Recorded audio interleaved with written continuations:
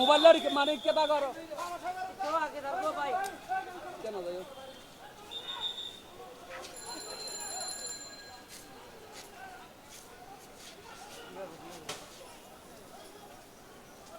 ওষুধ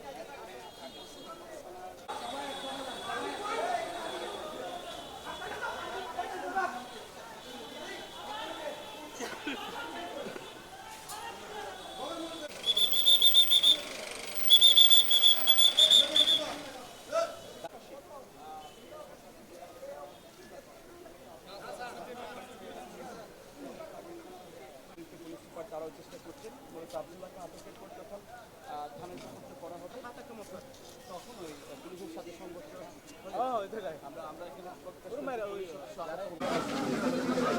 কক্সবাজার পৌরসভার mayor councillor Abdullah chairman আব্দুল্লাহকে Bangladesh সেনাবাহিনীর যৌথ অভিযানে গ্রেপ্তার করা হয়। গ্রেপ্তার করার পর আমাদের সদর থানা পুলিশের জেলা পুলিশের হেফাজতে প্রদান করে তাকে আমরা আমাদের উপযুক্ত যথাযথ পুলিশি প্রহরায় থানায় নিয়ে আসার কালীন থানা গেটের বাইরে বিভিন্ন জায়গায় পূর্ব থেকে উৎপেতে থাকা সন্ত্রাসী মহল আব্দুল্লাহর সন্ত্রাসী বাহিনী অতর্কিত পুলিশ পিকআপের উপর হামলা করে আসামি ছিনিয়ে নিয়ে যাওয়ার চেষ্টা করেছে। উক্ত চেষ্টাকালে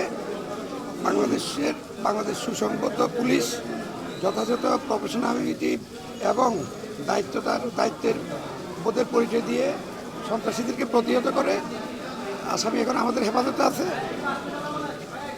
এই সন্ত্রাসীদেরকে খুঁজে বের করে আইনের আওতায় আনা হবে।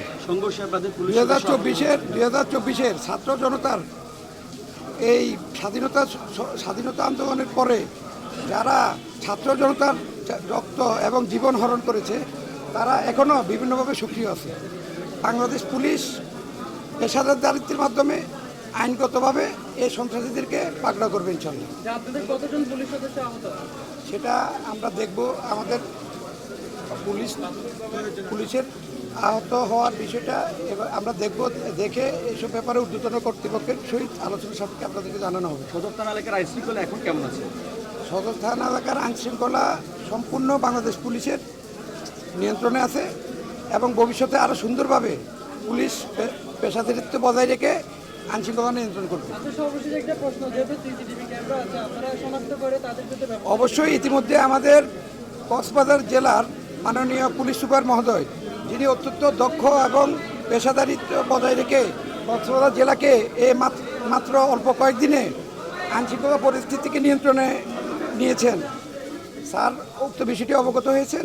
আমাদের পুলিশ সুপার মহোদয় উক্ত বিষয়ে ফুটেজ সহ বিভিন্নভাবে আমাদের সোর্সের মাধ্যমে আমরা তদন্ত করে স্যার নির্দেশ দিয়েছেন, এটার বিরুদ্ধে ব্যবস্থা গ্রহণ করা হবে।